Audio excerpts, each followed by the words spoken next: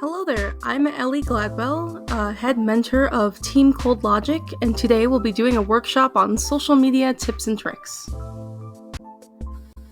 The main goal of using social media is staying connected to the outside world. Social media sites can be an easy way to keep contact with your team members and let your community know what your team has been up to.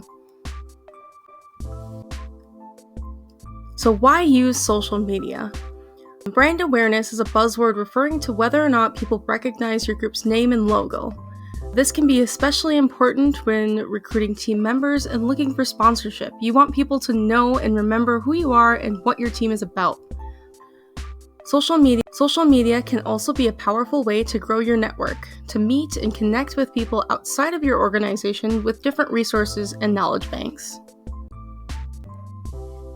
Social media is also a great way to get the word out about events you may be planning or holding or attending, such as competition, as well as rallying your community towards a common goal by posting your GoFundMe or another team's GoFundMe.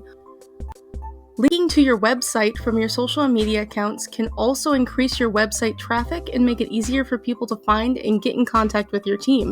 The more places you link to your website, the higher up in a Google search it will appear.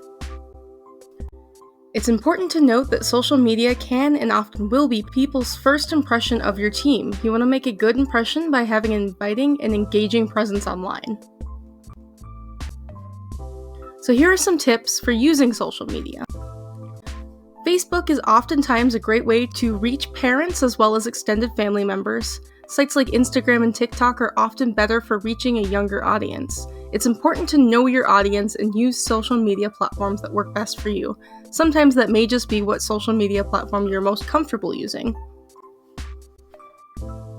Creating diversity in your posts will help you attract a wider audience. Different media, text, pictures, video, appeal to different types of people.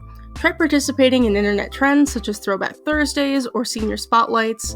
In general, you'll want most of your posts to focus on entertaining and engaging your audience. Remember the Amy rule. Only 20% of your posts should be to promote your brand or events. The rest should be to engage, entertain, and inform. And pictures speak louder than words. More often, graphics will catch more attention than just plain text. Try posting photos, videos, polls, or adding color to your text where applicable.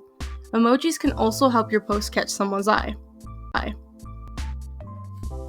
An active social media account is a lot more interesting than an inactive one. Posting often and engaging with your audience will help your brand to be remembered. Encourage your team members to share your posts and tag themselves as well. Take advantage of Facebook's free boosts. Essentially, it will work like an advertisement so that people who don't necessarily follow your page will still see your posts. And collaborate with other pages by sharing each other's posts and tagging each other. Scheduling your posts will allow you to have an active social media presence without constant supervision. Scheduling your posts ahead of time can also help you ensure that there's a variation to your content as you can see it all at one time. On a side note, remember the internet is for everyone, including those who are vision or hearing impaired and those who have a mental or physical disability. Try to make your posts as accessible as possible.